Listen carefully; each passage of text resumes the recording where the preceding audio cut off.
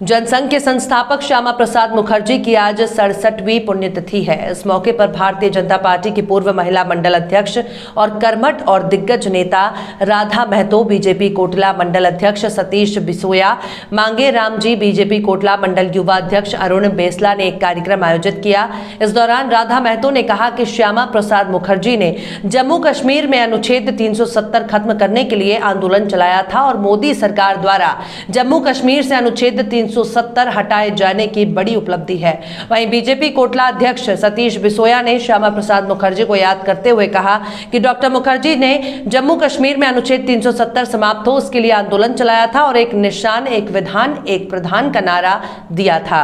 मांगेराम ने कहा कि डॉक्टर मुखर्जी को हमारी सच्ची श्रद्धांजलि यही होगी कि हम उनके बताए मार्ग पर चले, विचार के साथ जुड़े और विचार को आगे बढ़ाने का काम करें। साथ ही कोटला मंडल युवा अध्यक्ष अरुण बेसला ने कहा कि आज हम सभी उस महान आत्मा को श्रद्धांजलि देते हैं जिन्होंने भारत की एकता और अखंडता के लिए अपने जीवन का बलिदान दिया। श्यामा प्रसाद मुखर्जी के बलिदान को याद करते हुए कहा कि वे आजाद भारत के उन नेताओं में से एक रहे जिन्होंने देश की एकता और अखंडता के लिए अपना सर्वस्व न्योछावर कर दिया।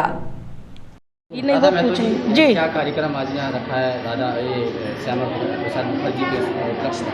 हमने आज ये बलिदान दिवस इनका मनाया है क्योंकि इन्होंने हमारे श्यामा प्रसाद मुखर्जी ने 1953 को वह अमर हुए थे, तो उनकी याद में जगह जगह हर बूथ पर, हर मंडल में, हर बूथ पर हमारे कोटला, ये इस समय हम अपने कोटला मंडल में और राम सिंह हाथा बूथ पर हम ये कर रहे हैं प्रोग्राम, तो मंडल अध्यक्ष के थ्रू, और क्योंकि इन्होंने बलिदान दिया था हिंदुस्तान के लिए, तो हम उनका बलिदान दिवस आज के दिन उनकी याद में हम ये सब लोग कार्यकर्ता इकट्ठे होकर के इसको मना रहे हैं। और हम चाहते हैं कि देश विदेश में ये सूचना जाए कि हमारे जो श्यामा प्रसाद मुखर्जी हैं वे हमारे बीच आज भी अमर है, और ये अमर ज्योति जो हम लोग एक प्रज्वलित करते हैं वो इसी उसमें करते हैं कि ये हमारी जो अमर ज्योति है ये हमेशा बरकरार रहे, हिंदुस्तानियों के दिलों के अंदर श्यामा प्रसाद मुखर्जी की यादगार हमेशा ताज़ा रहे। यही सोच करके हमने आज ये बलिदान दिवस का प्रोग्राम अपने मोहल्ले के अंदर ये सभी कार्यकर्ताओं के साथ में हमने ये हमने आपके चेहरे पे मास्क देखा है जिसमें मोदी जी की फोटो लगा रखी है आपने। हाँ जी, ये मास्क तो बीजेपी ने अभी तक नहीं बनवाए हैं। नहीं, ये मास्क है, मैं आपको लगा के दिखाती हूँ। ये मास्क है और ये मास्क लोग रोज़ पट्टा लगा करके नहीं घूम सकते हैं, यानी मुझे अगर ये बताने की ज़रूरत नहीं पड़ेगी कि मैं भारतीय जनता पार्टी की कार्यकर्ता हूँ। मेरे बताने के लिए ये मास्क ही अपने आप में बहुत बड़ा प्रचार है कि मैं भारतीय जनता पार्टी की कर्मठ कार्यकर्ता हूँ। वैसे बीजेपी में और मास्क है जिसमें ये बना हुआ है, कमल बना हुआ है, जी, पता लग जाता है कि भारतीय जनता पार्टी के आप कार्यकर्ता है। लेकिन मोदी जी की तस्वीर का क्या राज है? ये मोदी जी की तस्वीर का राज है कि हमारे जो देश का, हमने जो अपना बाप हमारा एक ही है, हम इस बाप को कभी चेंज नहीं करेंगे। और कमल तो है ही है, लेकिन ये हमारा जो बाप है, हम ये चाहते हैं कि हमारा ये बाप हमेशा हमेशा अपनी सीट पर बरकरार रहे। मोदी जी हमारे जो आए हैं, इससे पहले ऐसा कोई प्रधानमंत्री नहीं आया, जो कि ये प्रधानमंत्री हमें ऐसे मिले हैं जिन्होंने आज देश और विदेशों में, विदेशों के अंदर हमारे हिंदुस्तान की, हमारे भारत की, स्पेशली हमारे भारत के जो मान सम्मान हमारे भारत को दिलाया है और आगे बढ़ाया है। लेकिन राधा महतो, विपक्षी पार्टियां और कुछ लोग ये कहते हैं कि प्रधानमंत्री ने देश में कोई काम ही नहीं किया। नहीं, वो तो एक्चुअली क्या है कि गलत बोलते हैं, और गलत बोलते हैं साथ में उनको, जब कोई अच्छा इंसान होता है और उनके हाथ से, क्योंकि सत्ता उनके हाथ में नहीं है, अब वो ये ना कि उनको मिठाई खाने को मिल नहीं रही है, मिठाई तो बहुत ऊंची रखी हुई है, तो उनका हाथ नहीं जा रहा है, और 60 साल वो नोच करके खाते रहे, तो उनको नोच के खाने की, लूट के खाने की आदत पड़ चुकी है। अब अब वो उनको मिल नहीं रहा है। अगर वो उनको नहीं मिल रहा है तो वो कैसे, उनको तो मोदी बुरा ही लगेगा कि अगर एक इंसान उनको लग रहा है कि यही हमारे बीच का रोड है, यदि मोदी हट जाए तो हम वापस लूटने खसोटने पे आ जाएंगे। देश को गरीब जनता को किस तरीके से उन्होंने झूठे वादे कर करके लूटा है।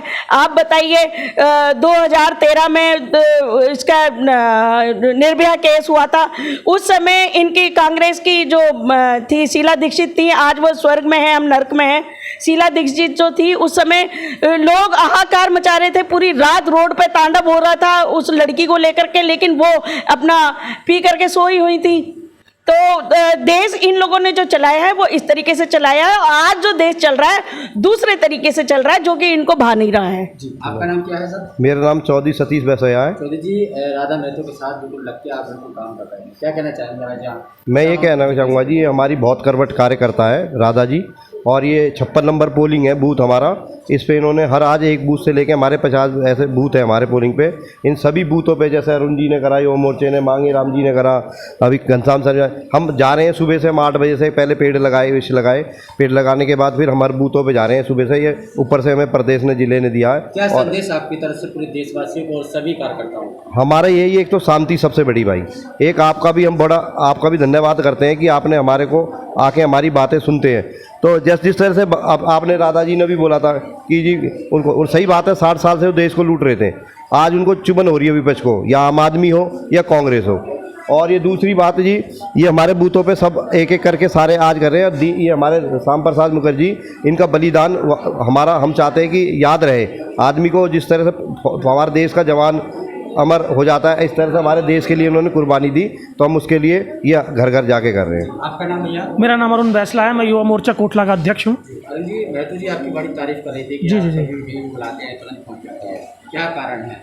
कारण ये है कि राधा जी हमारी बहुत पुरानी और कर्मठ कार्यकर्ता है, कभी भी काम में पीछे नहीं हटती, बढ़ चढ़ कर आगे रहती है, चाहे वो कोई भी सिचुएशन हो। कोरोना काल में भी उन्होंने बहुत काम किया है, लोगों को राशन देना, उनकी दुख दर्द सुनना, उनके पास जाना, जहाँ तक पॉसिबल हो वो करती है। आपका क्या संदेश पूरे देशवासियों? मैं पूरे देशवासियों को केवल एक ही संदेश देना चाहूँगा कि श्यामा प्रसाद मुखर्जी का बलिदान नहीं भूलना चाहिए हमें। धारा 370 और 35A के लिए वो लड़े, वो मरे, वो उन्हें हम अमर शहीद मानते हैं। और आज जो धारा 370 हमारे माननीय प्रधानमंत्री मोदी जी ने हटाई है, उसको उन्हीं का एक दिशा निर्देश माना जाता है।